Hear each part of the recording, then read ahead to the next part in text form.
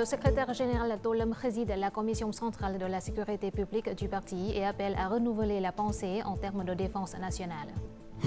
Le delta du Mekong se concentre sur le décaissement des capitaux d'investissement public pour les projets de transport clés. Sisoiho, une destination à ne pas manquer dans la montagne du Nord, c'est l'un des villages de tourisme communautaire exemplaires du pays.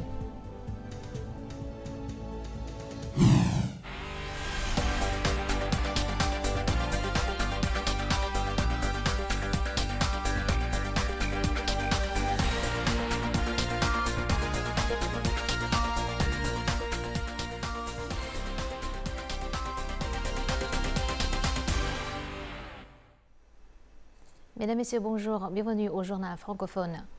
La Commission centrale de la sécurité publique du Parti communiste vietnamien s'est réunie ce mardi à Hanoï sous l'égide du secrétaire général Tolem. Objectif, faire le bilan de 2024 et définir les missions de 2025. Le leader du PCV a appelé à renouveler la pensée en termes de défense et de sécurité nationale. Il a exhorté les forces de sécurité publique à continuer de donner l'exemple dans la mise en œuvre des résolutions du parti, notamment les résolutions concernant la transformation numérique nationale, la lutte contre le gaspillage et la rationalisation de l'appareil politique.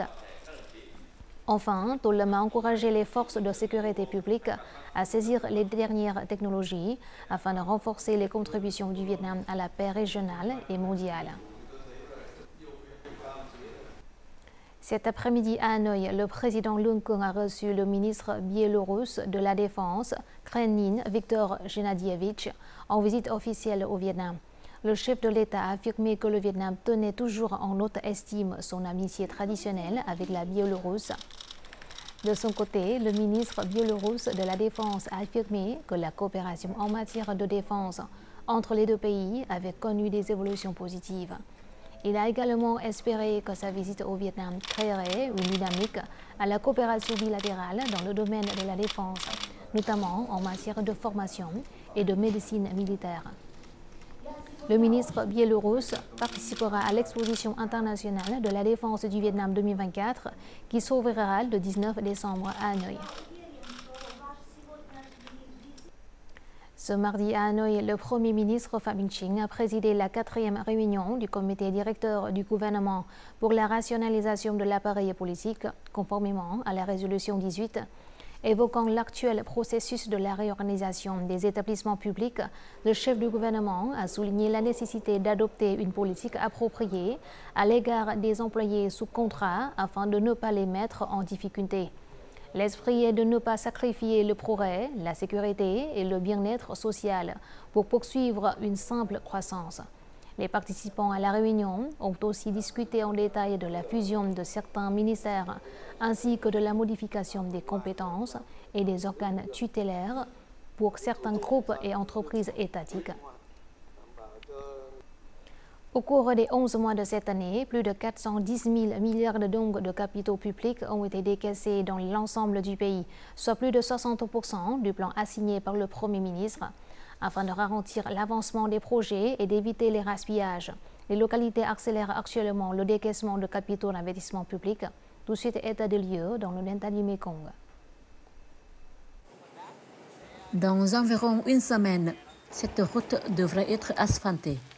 Grâce aux efforts des autorités locales et des unités de construction, de nombreux projets similaires ont été rapidement achevés.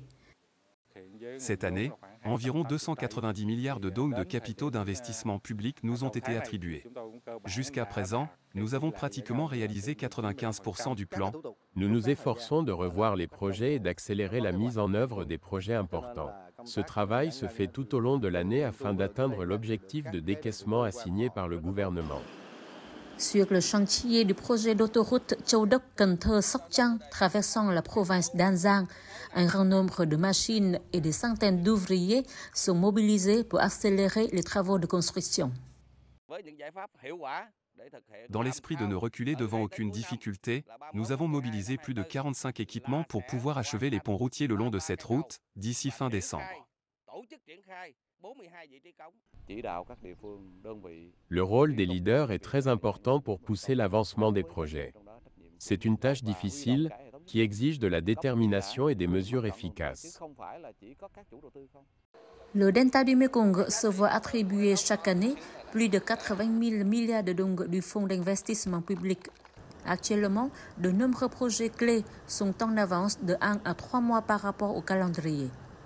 Un décaissement rapide et efficace des capitaux pour les projets d'infrastructure de transport créera une force motrice pour le développement socio-économique dans cette région stratégique du pays. Le nouvel an lunaire arrive dans un peu plus d'un mois. Pour célébrer la plus grande fête de l'année, les entreprises de Ho Chi Minh Ville ont préparé une réserve de marchandises d'un montant d'environ 23 000 milliards de dong. Et près de la moitié de ce montant est destiné à des biens à prix stabilisés. Cette préparation adéquate et précoce devrait contribuer à maintenir la stabilité du marché pendant la période de pointe de fin d'année. Voici de nouvelles lignes de production de cette entreprise qui répondent aux normes internationales de sécurité alimentaire. Grâce à cela, l'entreprise a déclaré qu'elle pourra augmenter l'offre de produits pour le thé à des prix stables. À cette occasion, l'entreprise s'est engagée à fournir au marché 3 millions d'œufs de poules et de canards pour stabiliser les prix. Nous nous engageons à maintenir des prix stables un mois avant et après le thé. À l'approche du thé, nous lancerons des programmes de promotion pour les produits de première nécessité. Des logiciels avancés seront utilisés pour assurer une livraison rapide au meilleur prix possible.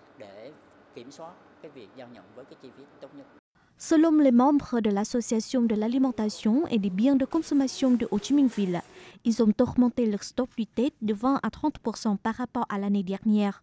Les chaînes de vente au détail nationales et internationales ont également augmenté de 20% leur stock de produits à prix stabilisé.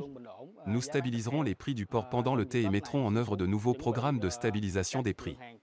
De plus, nous multiplierons les promotions pour encourager les achats pendant les vacances du Nouvel An lunaire. 69 entreprises participant au programme de stabilisation du marché ont finalisé des accords avec les fabricants pour assurer la fourniture de biens à des prix inférieurs de 5 à 10% à ceux du marché. Le service de l'industrie et du commerce de la ville s'est coordonné avec les entreprises pour organiser 11 000 points de vente avec des prix stables. Nous proposerons de manière proactive des solutions aux autorités locales pour maintenir l'équilibre entre l'offre et la demande et assurer la stabilité du marché. Toute fluctuation des prix sera rapidement prise en compte. Actuellement, les entreprises stockent des marchandises pour réduire les prix pendant le thé. Cela garantit que les travailleurs à faible revenu qui recevront des primes en retard pourront toujours faire leurs achats à des prix abordables. Ouverture aujourd'hui de la journée 5G à Ho Chi Minh Ville avec la participation de plus de 1000 entreprises technologiques vietnamiennes et internationales. Ces dernières y présentent leurs dernières solutions et produits technologiques en matière de la 5G, l'intelligence artificielle, cloud computing et Internet des objets. Viettel, le groupe des télécommunications de l'armée, présente des solutions à travers 8 groupes de produits pour les entreprises, les ménages et les individus. Viettel est actuellement le premier opérateur à lancer le plus grand réseau 5G au Vietnam, avec 70% d'abonnés, soit l'équivalent de 4 millions de clients. Le Vietnam a récemment gagné 8 places pour atteindre la 43e place dans le classement mondial d'Internet.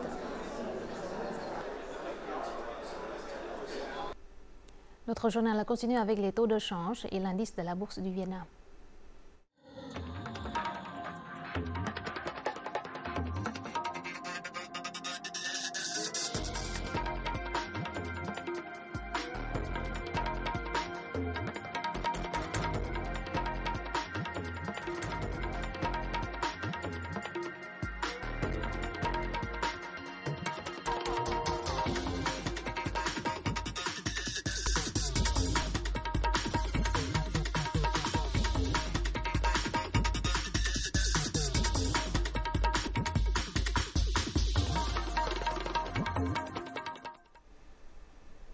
Tout est prêt pour le Salon international de la défense du Vietnam 2024 qui aura lieu du 19 au 22 décembre à l'aéroport de Sa Lam, en banlieue de Hanoï. Près de 200 entreprises militaires en provenance de 27 pays participeront à cet événement. Le salon présentera les derniers équipements et solutions technologiques de pointe du Vietnam, destinés aux forces navales et aériennes, ainsi qu'à l'infanterie et aux forces d'opération cybernétiques. Le point d'or de la cérémonie d'ouverture sera la performance de bienvenue de l'armée de l'air vietnamienne. Le salon comprendra des espaces intérieurs et extérieurs, ainsi qu'une exposition sur les 80 ans de développement de l'armée populaire vietnamienne. Le parc national de Cham Chim, situé dans le district de Tam Nông, province de Dong Thap, a été désigné 4e site Ramsar du Vietnam. Cependant, depuis 2017, les effets du changement climatique ont considérablement impacté sa biodiversité. Au cours des 2 dernières années, le parc national de Cham Chim a intensifié ses efforts pour restaurer l'écosystème, ce qui a donné des résultats prometteurs. Auparavant, le maintien du niveau d'eau élevé toute l'année pour prévenir les incendies perturbait les processus naturels, entraînant la dégradation des plantes indigènes et la disparition progressive des oiseaux.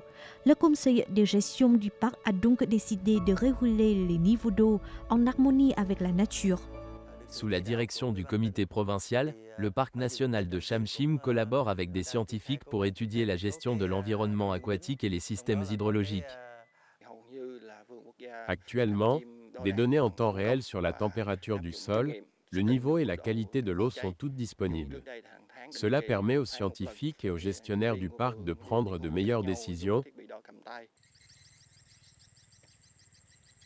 Auparavant, les habitants de la zone tampon utilisaient des quantités importantes d'engrais chimiques, ce qui avait un impact sur les habitats des oiseaux.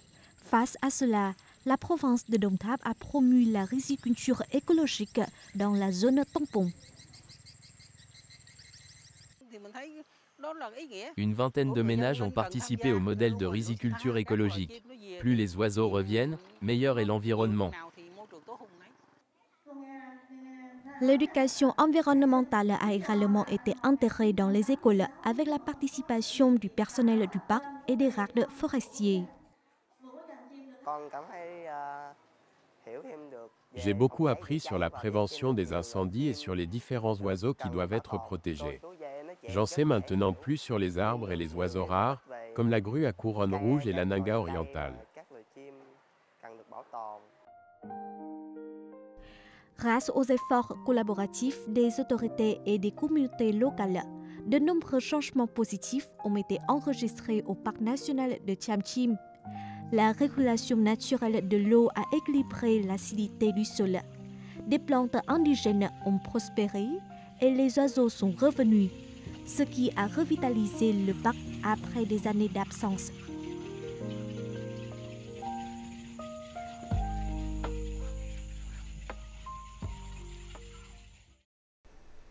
Situé dans la province de Lai Châu au nord, Sin Sui Ho est un village de l'ethnie Hmong. Culminant à 1500 mètres d'altitude, le site possède un climat tempéré, des montagnes, des cascades et des ruisseaux sauvages et majestueux. Ce village de 300 ans a lancé le tourisme communautaire en 2015, en développant le tourisme tout en préservant la culture traditionnelle du peuple Hmong.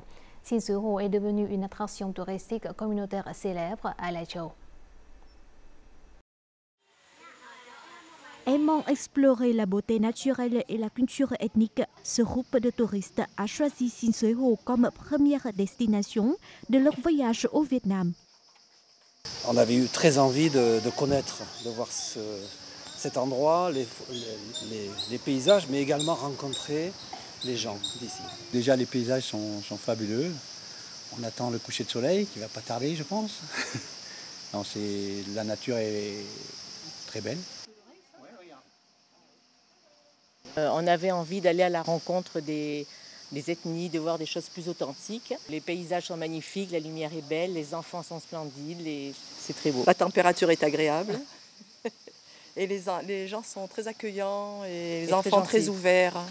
La particularité de Sin Sui Ho est que l'architecture traditionnelle du peuple Hmong est restée presque intacte, ce que toutes les destinations touristiques ne peuvent pas faire.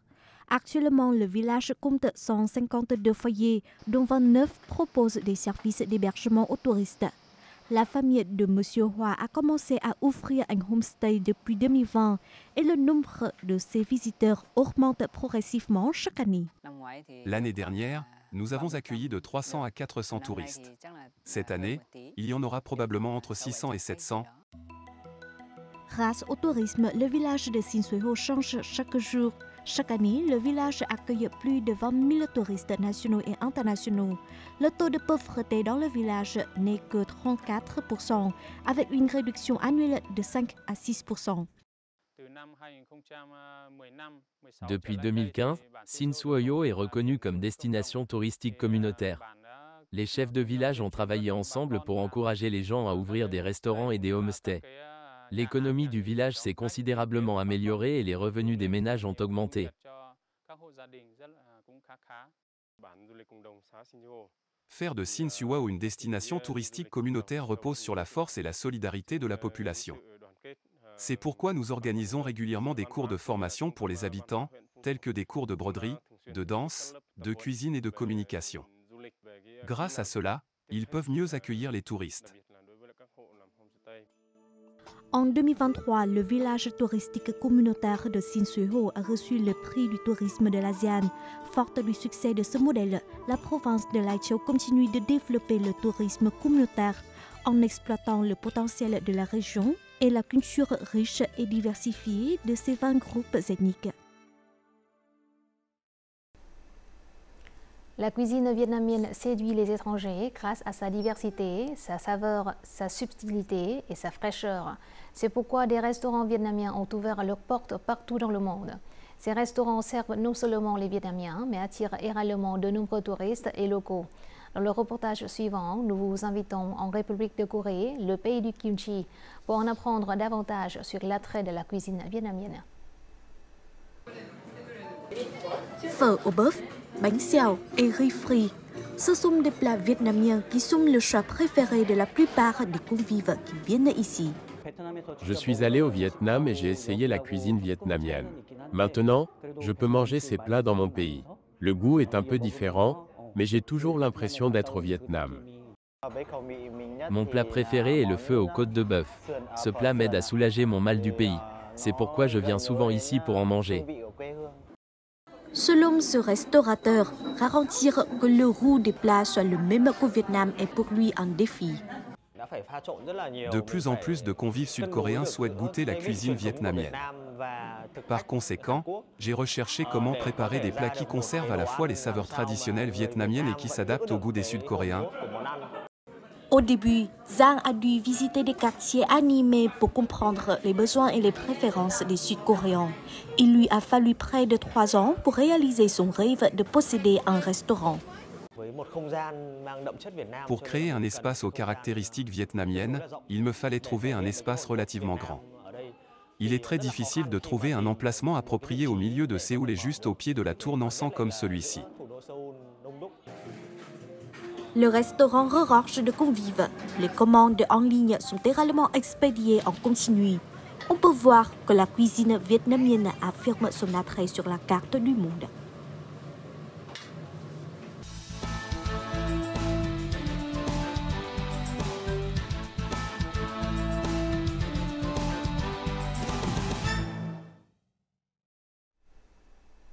En 2014, la ville de Da Nang, au centre, a lancé le slogan officiel « Fantastic City », diffusant au monde le message d'une ville merveilleuse. Merveilleux est l'un des mots les plus appropriés pour décrire Da Nang sous plusieurs aspects, le tourisme, la vie ou les investissements. Selon le site de voyage Thaler, Da Nang est une destination qui répond aux attentes de tous les visiteurs. L'une des orientations clairement définies par la planification de la ville de Da Nang pour la période 2021-2030, avec vision jusqu'en 2050, est de devenir la ville côtière la plus agréable à vivre en Asie.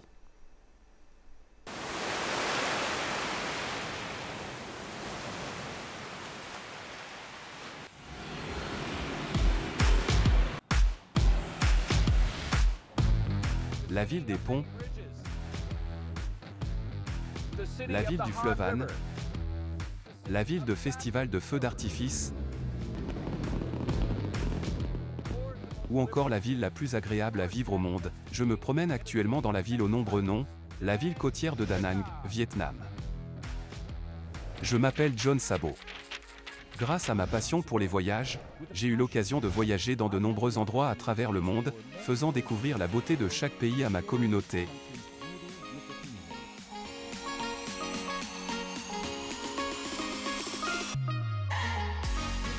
Le Vietnam est un pays heureux. Je ressens ce bonheur plus clairement lorsque je vis à Da Nang. J'ai l'occasion de travailler avec des étudiants et de leur transmettre ma passion. Chaque jour de ma vie a un sens.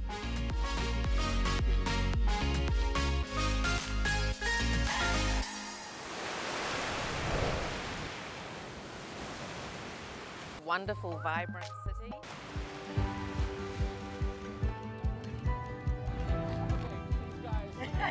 Ce matin, j'ai passé un merveilleux moment avec les autochtones. Je suis très heureux d'être venu ici pour faire du sport et jouer au badminton dès le petit matin. Je reviendrai certainement ici pour pratiquer ce sport la prochaine fois.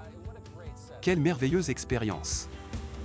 Inscrite dans la liste des plus belles plages du monde, votée par le magazine Forbes, la plage de My Khe à Da Nang répond à toutes les attentes des touristes à la recherche de vacances agréables. Il existe de nombreuses activités ici, telles que la natation, la pêche, la planche à voile, la plongée ou encore le yachting.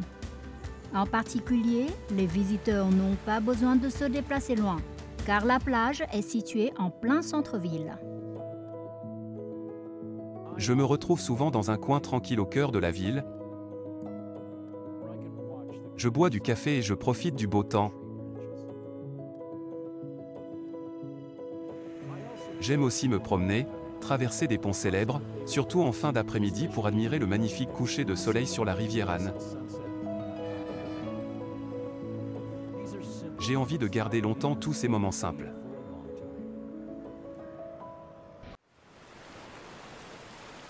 Au cœur d'une ville moderne et dynamique, il existe encore des endroits où les visiteurs peuvent ressentir profondément la culture traditionnelle de cette terre et du Vietnam. Le toit de la maison communale, le lac ou encore les marionnettes sur l'eau.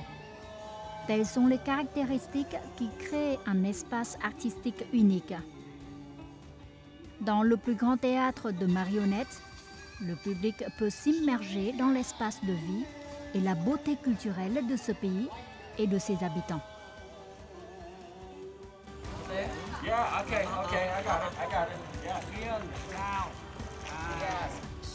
Après avoir essayé de contrôler la marionnette sur l'eau pendant quelques minutes, j'ai vraiment apprécié le travail acharné de ces artistes. J'ai été extrêmement impressionné par ce qu'ils ont fait.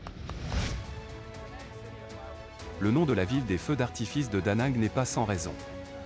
Depuis 16 ans, le festival de feux d'artifice sur la rivière Han a toujours été l'événement international le plus attendu par des millions d'habitants et de touristes.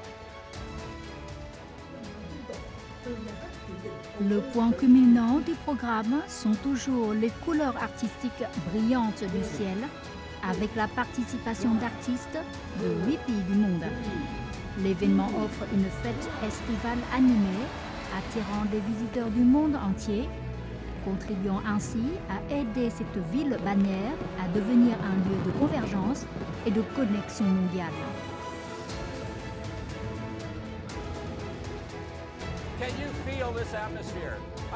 Pouvez-vous ressentir cette atmosphère? J'assiste à une symphonie de lumière, de couleurs et de bonheur. Da Nang n'est pas seulement une ville agréable à vivre au Vietnam, mais elle mérite également pleinement de devenir une ville aux normes internationales. Venez à Da Nang.